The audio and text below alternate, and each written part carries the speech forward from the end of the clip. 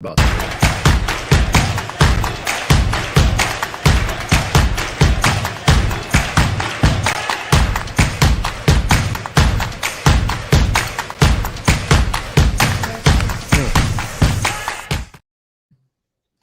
Well, praise the Lord, everybody. Welcome to On Point, the #1 Saturday morning Christian-based call-in talk show in America. We're coming to you this morning from our office sets.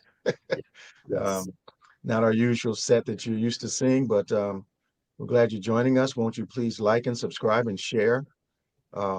Share with as many people as possible to join another stimulating conversation. We look forward to you calling us this morning. Our phone number is, we don't have a phone number this morning. You're going to have to write us online, right? Yep. You have to write us on the site that you're watching us this morning, Facebook, and we will respond, of course, to every post that you send us. We're looking forward to having a conversation around those things that are important to you.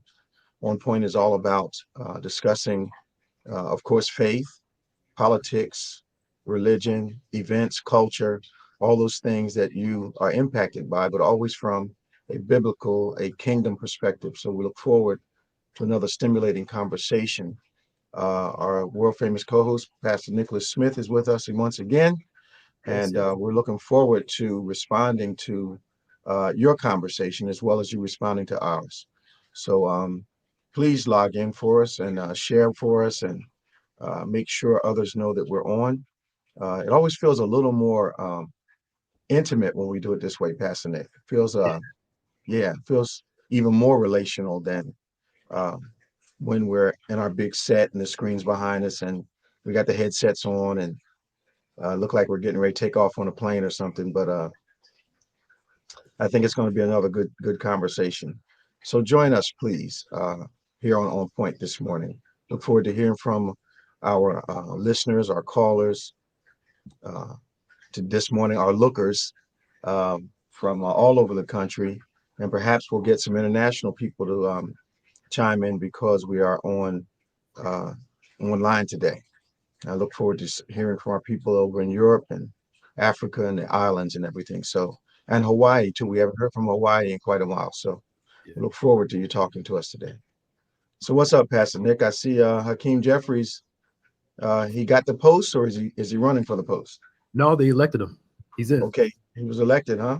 Yeah, they elected him. He's taking over for Miss Pelosi, and I'm sure they're going to be helping him through this process. So his title is officially what?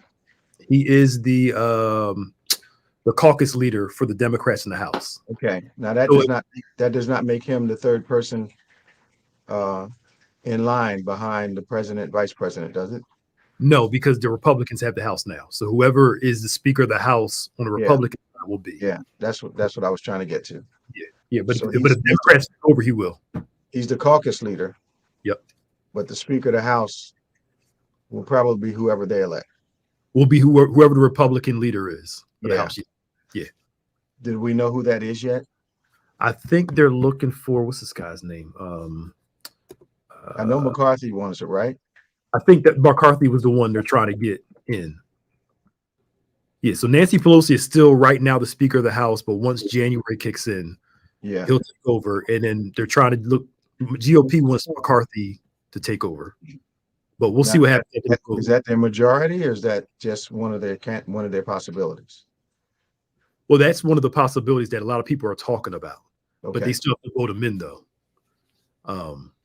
But he's been campaigning for it. He's been the one that everybody's been talking about. But again, they have to vote him in to see if he's going to be the Speaker of the House. Okay. But that's going to be a problem. Yeah.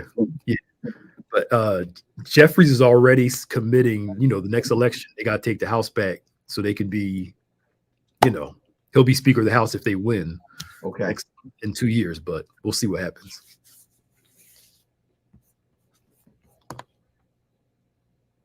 Yeah. Is Kanye West just trying to get in the news or something?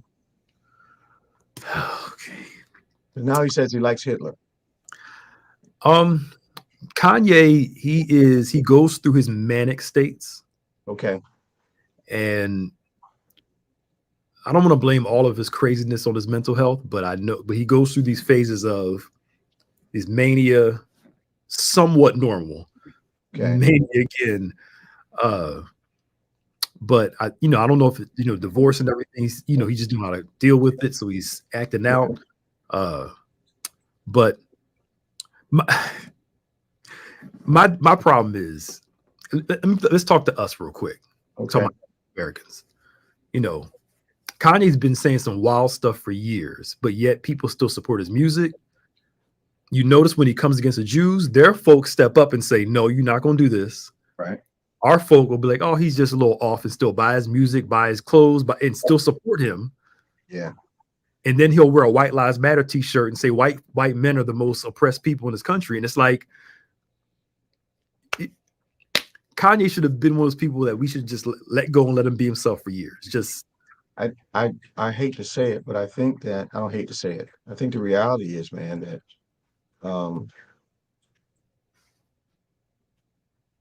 we tend to lean towards drama. Yeah. We like to be spectators at an emotional circus. Mm-hmm. And the longer the emotional circus lasts, the longer we'll stay in our seats and watch and support it. I don't know what that is. I think I do know what that is about us. I think we don't know how to criticize and not be disunified. You have to say something, but we don't even say anything. Yeah. And those that do speak a relevant truth to a situation like this are often castigated by our own people. So it's almost like you're not supposed to say something's wrong. Yeah. Yeah. And it goes to show, somebody said it like this: the greater the talent, the greater the tolerance. Yeah. So because he puts out great music, for the people that like his music, yeah, they're willing to tolerate all of this stuff about him. But again, it goes to show you, highly gifted people will tolerate crazy behavior sometimes because of the consumer side of people. Yeah. And I just think it's not a good testimony for us. No. I think we need to be able to say, like, I don't know what the controversy is, but I understand Minister Farrakhan has been supportive of him and who's the basketball player? Kyrie.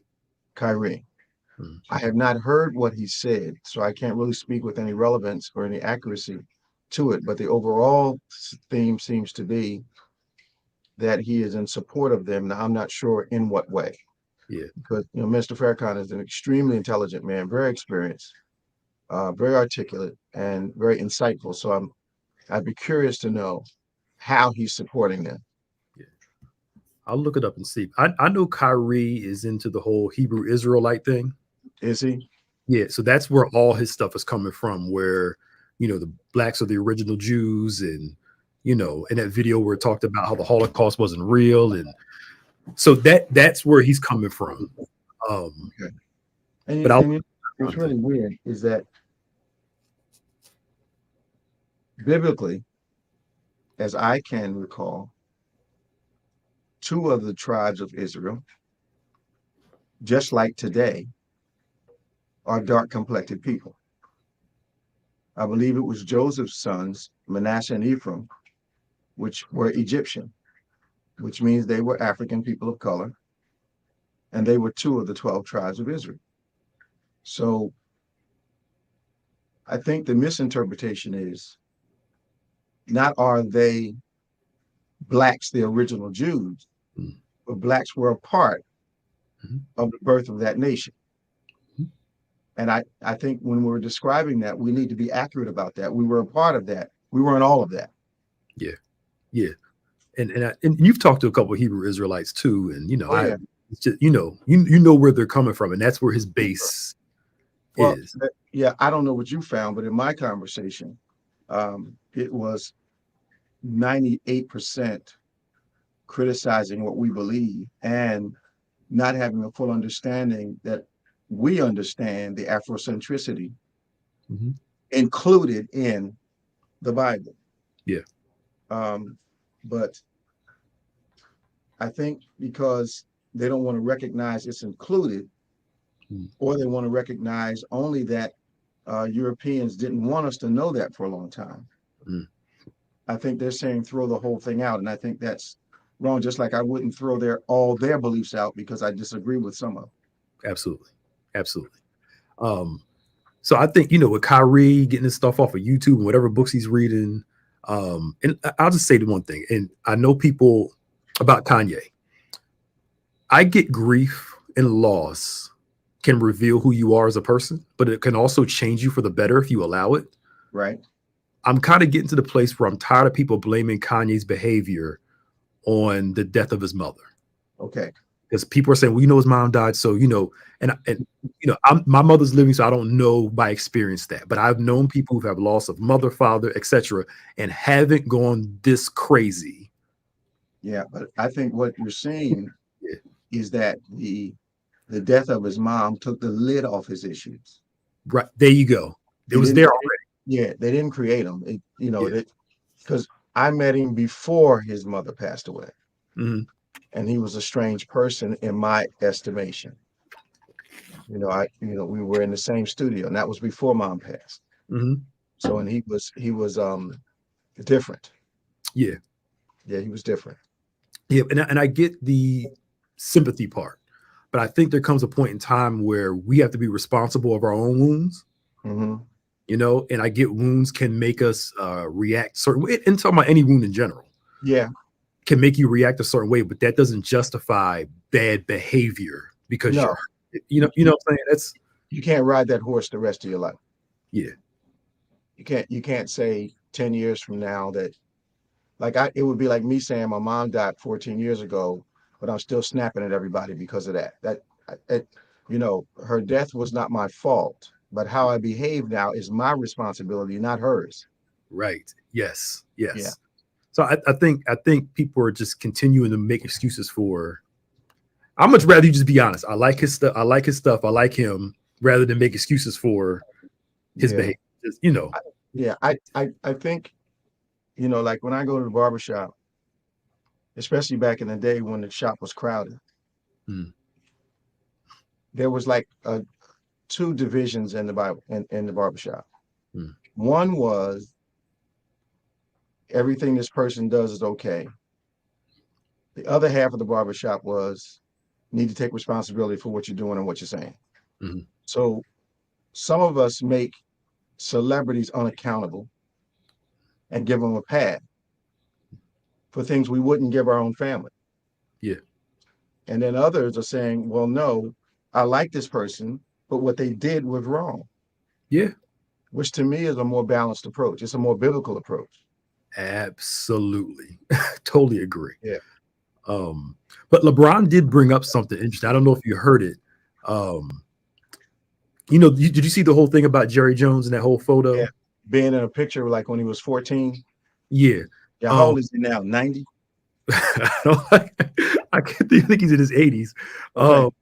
But he's close. But from what I understand, the coach told them not to go down there because of what he knew. He basically knew there was going to be like a protest or something for the black kids coming in.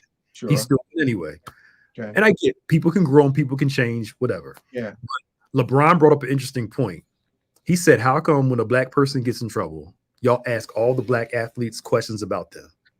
He's like, when Kyrie got in trouble, that's most of the questions I got. He's like, y'all know I'm a Cowboys fan. None of y'all asked me about Jerry Jones at all. Wow. So he brought up this whole premise of how the media kind of makes blacks responsible for other black people. But when something happens over here, they don't make them no. Yeah, well, it's actually a misused biblical concept of when one is elevated, the whole body is elevated. But for years, I think, and coming from the 60s and all, the country and African Americans tended to lump all black people into a category, especially if it was negative. Yeah. Now, if it's positive, the language changes. That individual rose above it. That individual pulled themselves up. That individual is different. But the reality is that we tend to lump us in a category and give other people of other ethnicities a pass. Yeah. Yeah. So the young man that shot up the club in where was it, Nevada? Colorado Springs. Yeah, Colorado Springs. Was he what ethnicity was he? He was white. You didn't hear anything about, all white people are murderous, and you didn't hear anything like that. Yep. But there's an assimilation assumption that happens with people of color. That what's that our former president called people all criminals. Lumped Hispanics into one category, all criminals, Mexicans, all criminals, all rapists. That's the type of thing that happens that does not happen with other ethnicities. Not at all. Yeah, it's it's individualized there. Lone wolf. There it is. A lone wolf. Yeah. Versus y'all, it's like the whole "what about Chicago" thing. Yep. They always bring up Chicago to it's not representative of every major metropolis going across the country. Absolutely. Now, but we cannot. I'm not going to be in denial. I've been in Chicago when shooting started and I was preaching. I've been in Philadelphia when shooting started and I was preaching. And I've been to other urban centers in this area where nothing happened while I was there. Yeah. So, to lump and I think Chicago and Philly are shining examples of a major issue. But I'm not even sure we put motorcycle gangs in the same category as we do black gangs and Hispanic gangs. Yeah, that's true. Because what's the biker people? I think you had an issue with them before back in the old church, Hell's Angels. Yeah, well, their problem with me was that some of their guys was watching the broadcast on TBN, I believe, or BET, and TBN it was, and they were getting saved. And one of the guys took issue with that and called the phone line and said they were going to do something to me because these guys are getting saved. So I realized that, at that point, and that was like what, 20 some years ago? Well, that was a long time ago. Yeah. Yeah. But I didn't take that threat and say all biker clubs are bad. I didn't throw everybody into the same bucket. I didn't do it. Yeah. Because it wouldn't have been fair. Yeah. Right. But that's it. Controlling narrative. Like when it's us, it's a problem of the culture. Right. If it's them, it's the government holding you back. Or it's an individual problem. It's unique. Yeah. I mean, that thing. Did you hear the father of the young man that did the shooting in Colorado? Did you hear what he said? No. What did he say? So his father was a former porn star, right? So his father was? Yeah, his father was a former porn star. And he said, this is what he said. He said, when I heard about my son being down there, he said, I'm glad I found out that he wasn't gay. That's all he said? All he said. Mind you, he just murdered a bunch of people, but he was glad that he wasn't gay. He said, we don't do gay around here. So he was okay with his son being a murderer as long as he wasn't gay. I'm like, what? You know what I think that was? It was distorted, but it was his parents' desire to find something positive, quote unquote positive, in the tragedy. Yeah. And it was a personal positive for him. That's amazing. Yeah. And I mean, we were all, I watched, I was like, you can't be serious. Like, he was. Yes, yeah. Your son going to jail probably for life, and you're that serious that you're happy your son wasn't gay, but you're okay with him murdering people. That something's wrong. I'm not even sure when he opened his mouth he was thinking that far. No. I think he was just trying to find a way in his mind for him to think his boy wasn't all that bad. Well, at least he's not gay. Yeah. Which for that moment he was establishing what's that thing I used to say? He was trying to establish some equality in the thing. But of course that failed. Yeah, absolutely. And the crazy thing with the boy, his mom called the police previously to this because he threatened her with a pipe bomb, I think. So the police came and checked him out, didn't find anything and just let it go. We constantly see this thing where somebody will make threats, do all this stuff, but it's not until they actually hurt people. Then all of a sudden, I get there are certain rules. You can only go but so far, like based on a threat. Right. But this stuff to me should be taken seriously because obviously we're seeing these patterns that this ain't the first time. They just actually executed this time versus the threats before. Yeah. And when he went in there, the people, they beat him down. Did they? Boy, yeah, no. I heard it in the club. I heard they they beat him down. But it's unfortunate that in our country, you don't have to agree with somebody's lifestyle, but let them live. It ain't bothering you. That's what I don't understand.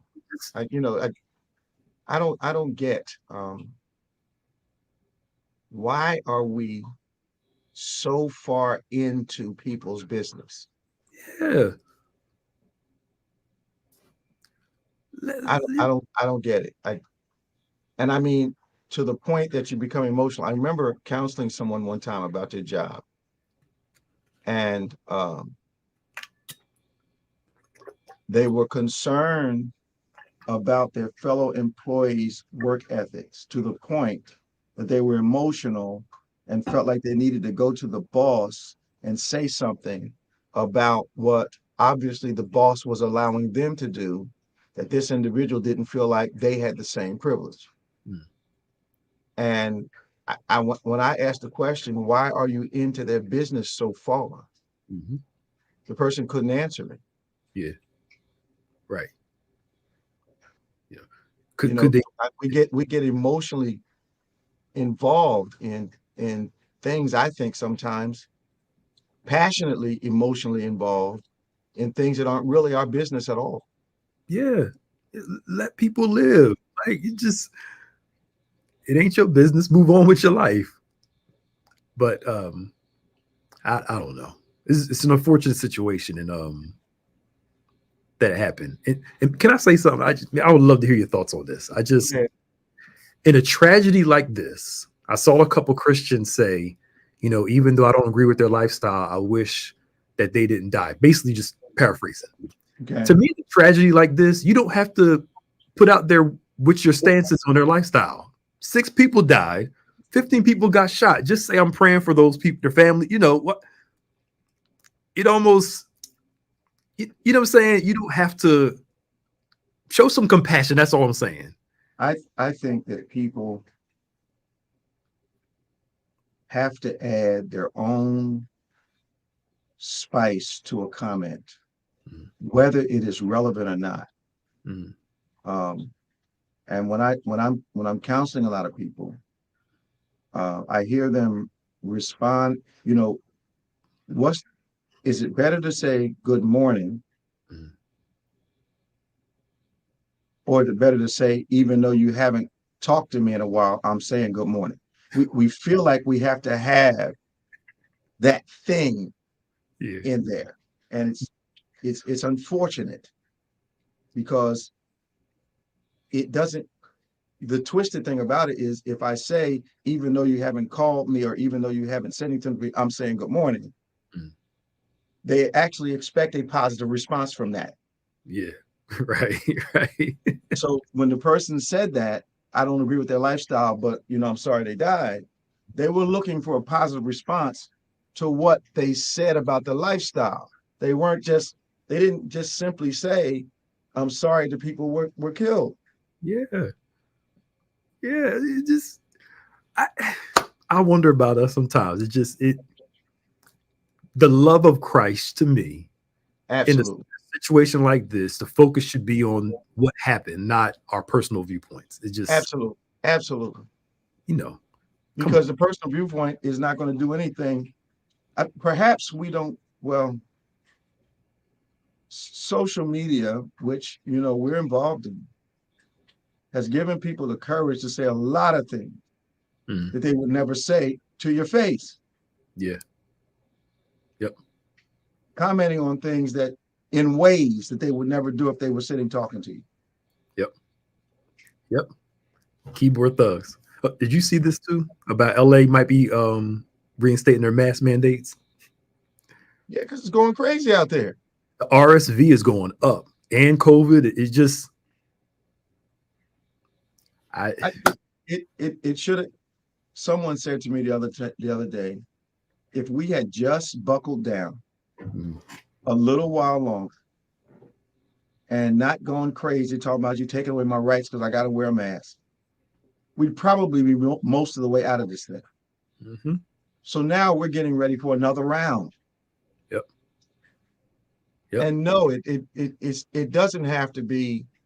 It wouldn't have had to be that we're going to have to guard ourselves against this for the rest of our lives. Mm-hmm. You know, it's amazing. Yeah. Now I'm no doctor, but you know more about medical stuff. Maybe if a doctor's here, I wonder if with having our masks on for all this time and not being exposed to people, did it do something to our immune system? Because people are catching colds and flu like quicker. Do we have to rebuild our immune system now that we've been, whenever that time comes where more people without masks? I wonder.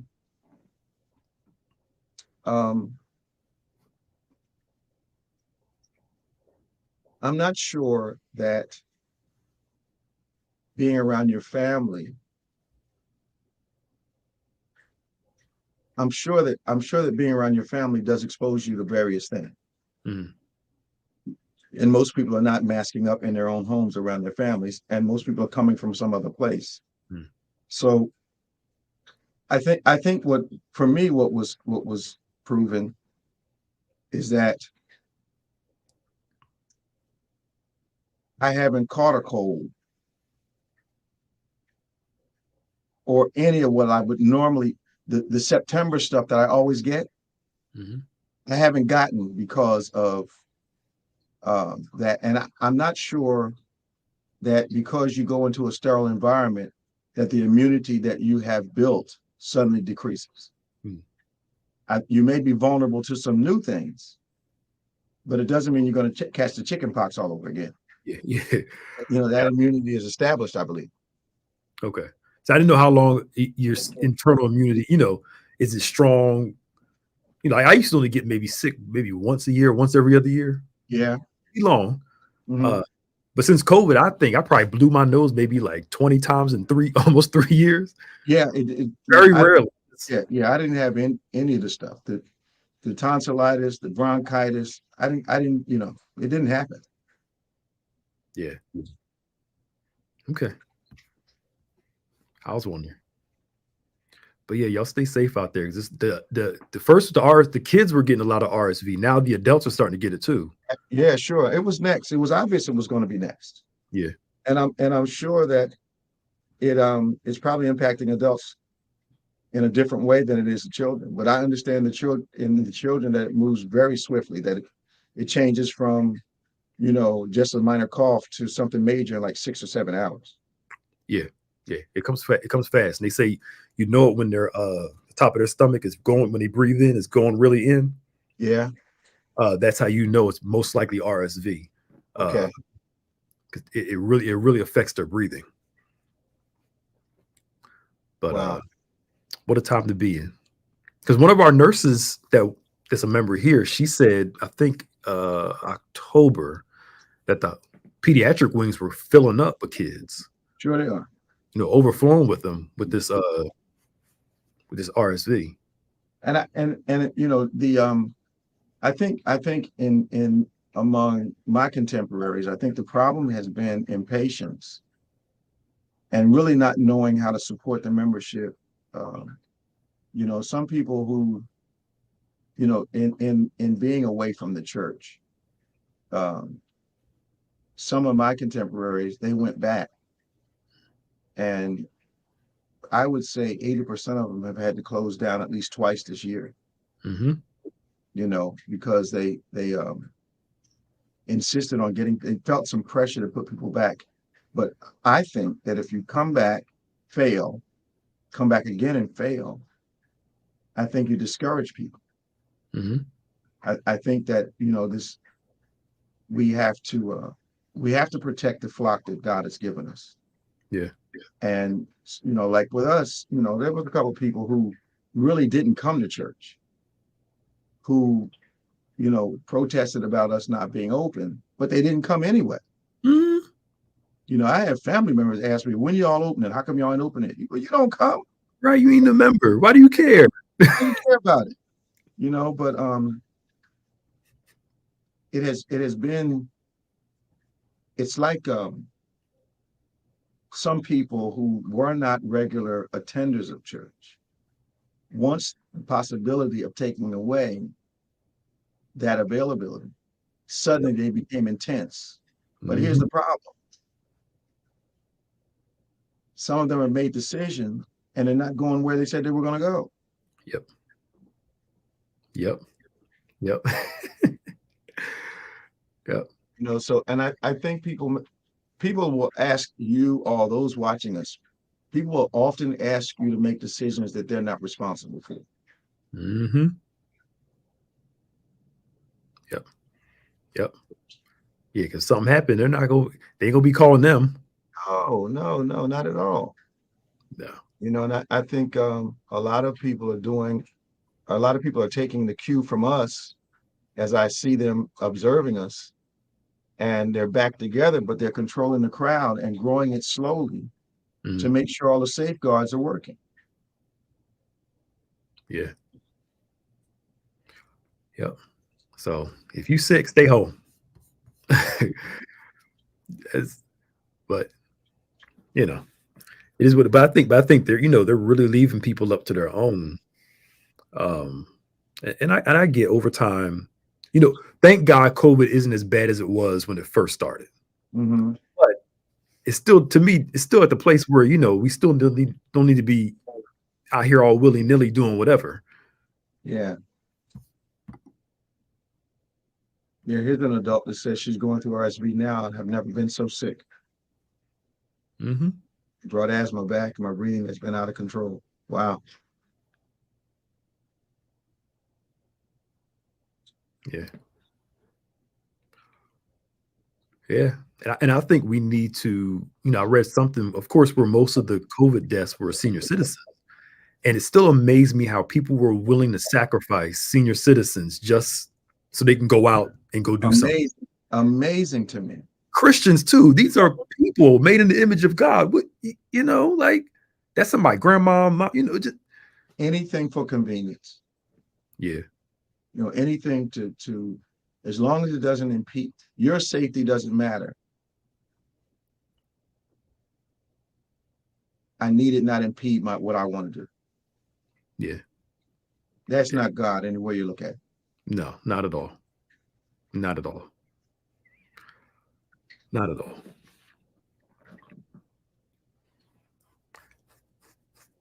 But yeah, it's and I think the other thing I think that's happening that I'm running into occasionally is I get a letter every now and then or a call of someone who's not vaccinated asking me why they can't come to church.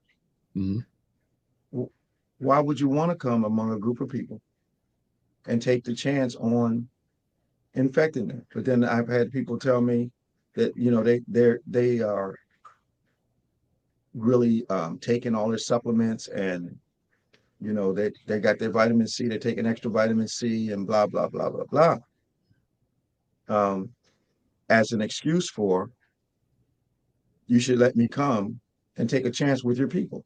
I'm not willing to do that. Yeah. I'm not willing to do that. Yeah. And then asking one thing that taught us the past couple of years, asking people, trusting people to do the right thing. No. Is almost gone. Yeah. Come on. There's not enough concern for your brother and sister. Yeah. Yeah. This thing is all turned around to where we're just about us. Yep. Yeah. Yeah. I agree. This senior citizens are not disposable. Right. Not at all. No, not at all. Yep. And that's my thought.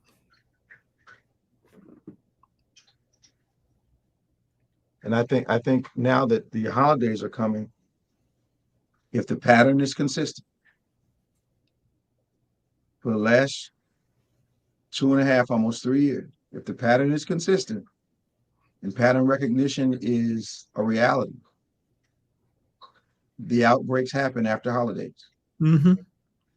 When families are getting together and some are not exercising caution. Some of the people are coming in knowing they're not feeling well, but I just wanted to see everybody.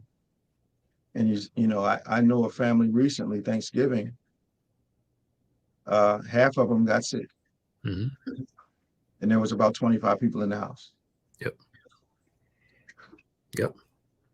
I guess I'm wondering, why would you want to take a chance with your loved ones? That's to me, that's the major question. Are you going to take a chance with your loved ones? Yeah. And again, if you know something's going on, stay home. It just to be on the safe side. And one of the dilemmas is with the new strains, them rapid tests aren't picking up these new strains. Taking a rapid test is almost obsolete now for some to a certain degree. Yeah, because this new thing is more in your chest than it is in your head. Mm-hmm. And one of our people that posted today said a lot of seniors are complaining about masking up, and I know I've had to speak to a senior in my family and remind them that the mask is a small price to pay for not ending up in ICU fighting for your life. Mm-hmm. And what amazes me is that some seniors that I know have reasoned their way into why they shouldn't wear it, forgetting that if they get hit by this thing, it could kill them. Yeah. But I also think they're listening to people, and the inconvenience of the mask is a problem for some of them. But I think being in ICU with tubes running in and out of you is a bigger problem. Yeah. And I get, the premise is going to come a time we're going to have to learn to live with it. It's going to go down, but there's still use wisdom as we're living with, all viruses eventually come to an end. Yeah. As it relates to, its mass destruction. But I mean, we can't use wisdom in the process. Like, come on. I don't think that's too hard. No. There's so many things that we have to do. You might get tired of wearing a seatbelt, but you don't stop wearing it. Yeah. Yep. Yeah. I know I had a family member who had to run to the store real quick to grab something real quick. Yeah. And somebody was in there talking about all loud, my grandchild is sick, and person didn't have a mask on. Wow. I'm like, now we're probably getting sick too, and just going there getting sick medicine. I'm like, somebody in your house is sick. If you gotta go out and get medicine, last minute, put your mask, put 2 of them on something, Yeah. No. They don't. No, it's as a precaution, people are not thinking that way. Mm-hmm. They're thinking of it as a reaction to something that has already happened. Yeah. But I don't feel too bad. Mm-hmm. Or it's just a little bit of this. Well, you don't know, so you need to take some precautions so you don't impact somebody else's life. Yeah. But we're not thinking that far. No. Yeah, I heard about that, Reva Wiggins, about the young lady that went to Mexico with her friends and they killed her after she got down there. That was crazy, man. She paid for the trip, from what I understand. Mm-hmm. And then they got down there and killed the girl. Yeah, I thought I heard something about some video or somebody of the girl hitting her. I think that they captured. I know Mexico put out, a warrant for the person.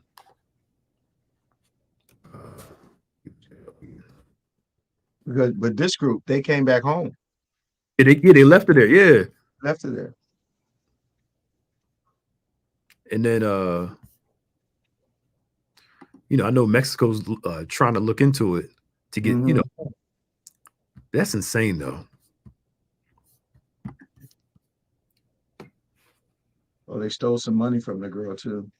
Okay. I don't go anywhere without my mask. And I only take it off when I'm like in my office like this, or it's me and the kids, or we're at home. It's the only time I do it. Yeah. Other than that, I keep it everywhere, and I wear it everywhere, and I don't mind being the only person in the building having it on. Yeah. Again, I don't bother you for what you want to do with your life. Don't bother me for what I'm doing with mine. I had a couple people look at me and look like they were tempted to say something, but I just kind of stared over the mask. Let them know it was not a good opportunity. Try to have a conversation.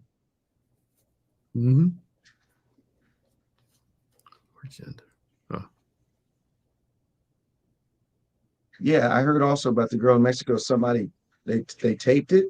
Yeah, they had a video of her getting hit, I believe. I just heard about that the other day. Yeah, it's supposed to be a fight. I guess a fight broke out. And so the fight broke out, so they had to beat her to death? Yeah, that's what I'm saying. Like, you had to beat her to death, like on vacation, like, and somebody taping it too. Like, come on.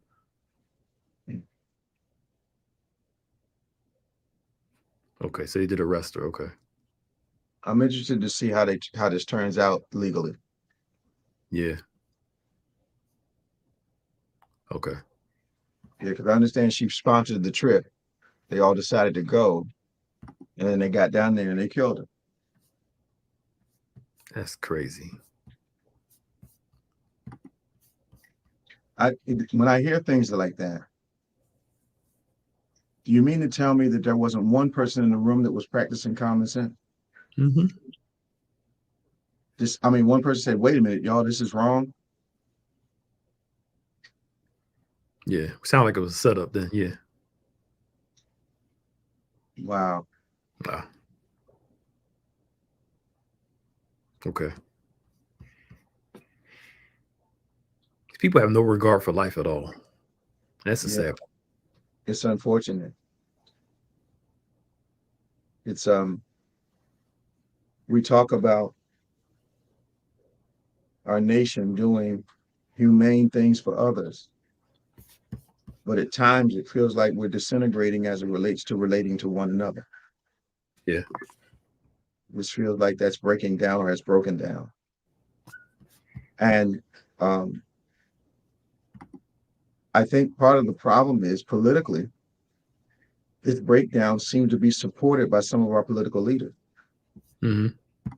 So there's a disunifying contingent of our political leaders in Washington. They don't see the disunification as a problem, but actually something to exaggerate. But underneath all that is, if I can get people divided enough, perhaps I can still stay in power. Oh yeah, that's all about power and money. And fear works on a lot of people. I'll make you scared. I get your support. Yeah. And that's the thing I don't like about politics. Is the power, the money, the influence is more important than the people. Yeah, and the psychology of it is so well studied. I remember when they had a real good governor in Texas. It was a lady. She had white hair, did excellent for the state. And the campaign to defeat her was convincing people who lived in neighborhoods where there was no crime, little no crime, everybody's living comfortably, convincing them that the people from the bad neighborhoods were coming to their neighborhoods. And no matter how many times the president governor said, that's not happening, here's the stats on it, blah, blah, people voted out of a fear that was manufactured for them. So that when I talk about the psychology of politics, that Ann Richardson, that's right. And she was a great governor, but she got defeated basically based on a lie, convincing people that the people from the troubled neighborhoods were going to come in their neighborhoods. And she lost the election because of that. Yeah. But we saw that in 2016. That's all Trump ran on was fear. Yep. These people taking your jobs that you don't even want to work in the first place. Right. You ain't out in the field doing all this stuff. But the jobs that these people take are not the jobs that a lot of people want. Mm-hmm. Yep. But you're seeing that reverse of the very people that said that minorities play the victim have played the victim for the past couple of years. But it's okay when they play the Yeah. Yeah. And I think the the whole race card issue. The race card is brought up when you're referring to crime. Mm. And the race card is brought up by those discriminated against when they feel like they're being discriminated. So each side has a race card. Yep. One for equal rights and one to justify whatever fear there is about crime against a certain people. Yeah. And this is why I push back on the black on black crime narrative. I'm not sitting here saying that there's in certain, our folk got some issues. It's certain segment has issues. I'm not saying that, but when you study it, all black on black crime is crimes of proximity. People that whites that experience the most crime are against other whites, blacks, Right. other blacks, Hispanics. Right. You commit crimes against people you live near, which is it's it's self-destructive, but it's true.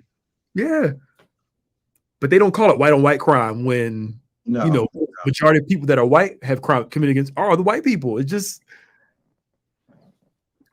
But it's that narrative that they keep pushing and people keep believing. Yeah, I think I agree with Kelvin. I think that we're in a cultural time where there used to be a time when truth was really important. Mm-hmm. But now the reason you're saying a thing seems to be becoming more important than the truth. Yes. And the Bible, not the Bible, but life tells me, my grandmother used to say that a lie travels faster than the truth does. Yep. And she'd been proven to be right. She lived 100 years, so she was right for 80 years of her life. A lie does travel a lot faster than the truth. Mm-hmm. Mm-hmm. Yeah. Especially when the lie is entertaining. Yep. What's that bias we talk about all the time? Confirmation bias. Yes. Oh. Yeah. I feel that way already. And even if it don't make no sense, if somebody confirms it, it has to be right because I feel so strong about it. And you got to be strong enough to question your biases and know this is how I feel, but it's not necessarily true. And a lot of people are not that strong. Yeah. Yeah. That's a good one. The truth has a club foot. That's true. Yeah.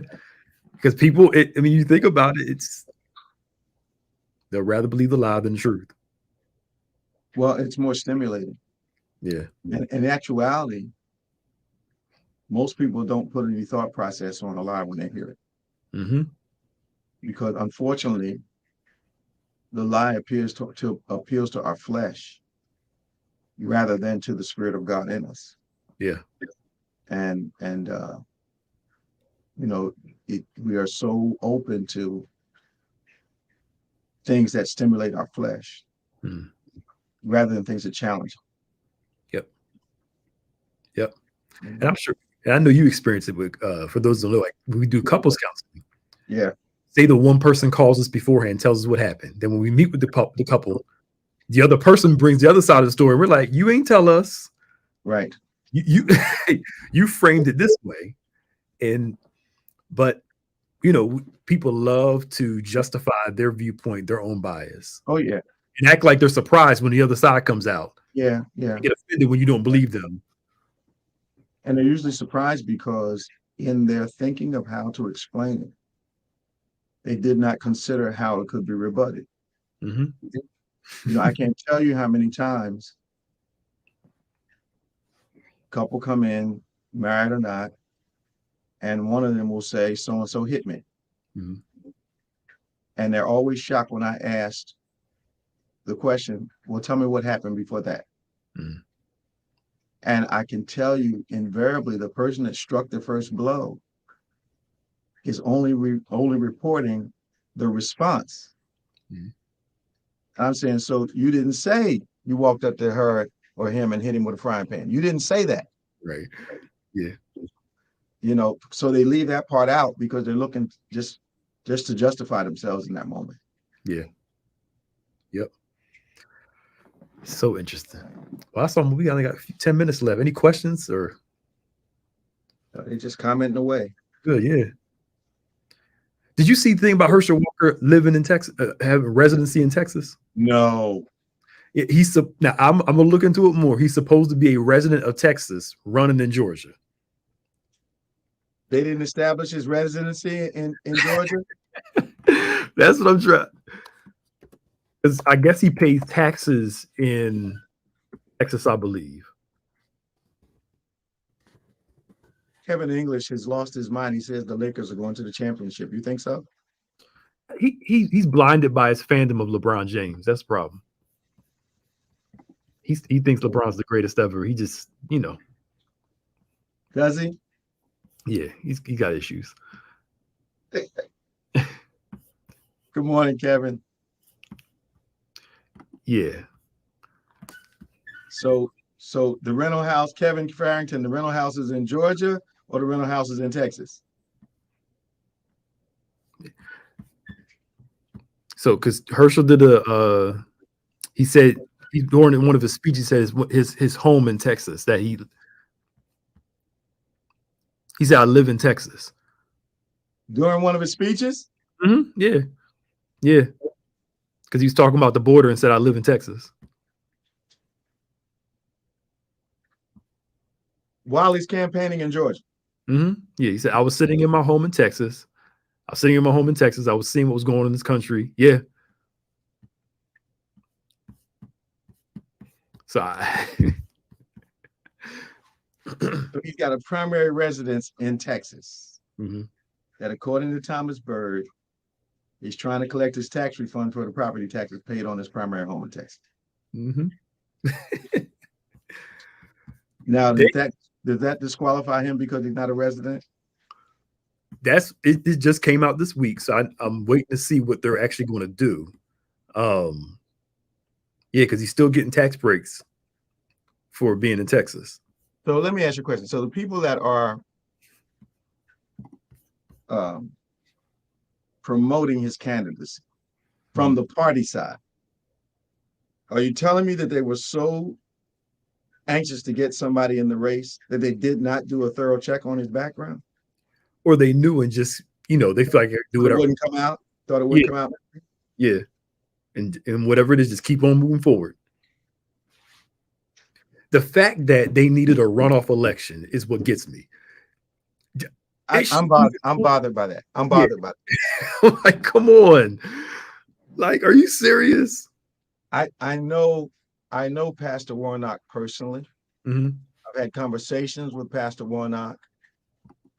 We occasionally attend the same meeting in Arizona, every year. And he is so far more qualified. I don't even know why I put it that way, because that would be comparing the two. It's like it's like apples and oranges, man. It's like day and night. I don't understand why people are having such a problem choosing between those two men. Right. But that base down there where he is against abortion and he's gonna, it's almost like if you are in that base, if you're anti-left, you're the right person. It don't matter what you believe. It doesn't, Wow. that this us versus them mentality is dangerous for this country. Dr. Oz tried to do the same thing. Yep.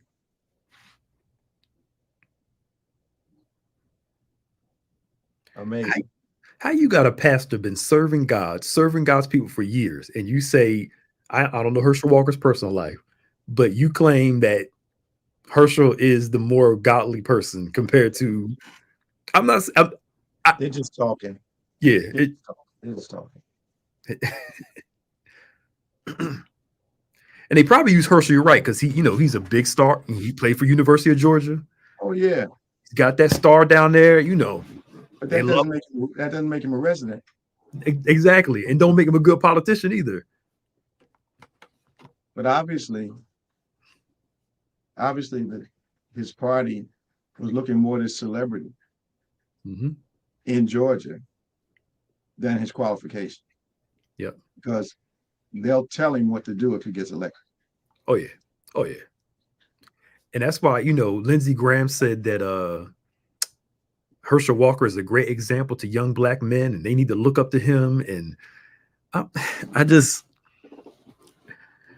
something last week we talked about Ted Cruz, right? Right. His real name being Raphael. I looked up the reason why he changed his name. He said a lot of people had a hard time where he was pronouncing Raphael right. So it almost came out like he was embarrassed of his heritage and his name. So he wanted something more normal, which makes sense. Yeah. You very rarely hear him ever use his Hispanic side. He's not trying to appear that way. Yeah. Yep. Ow.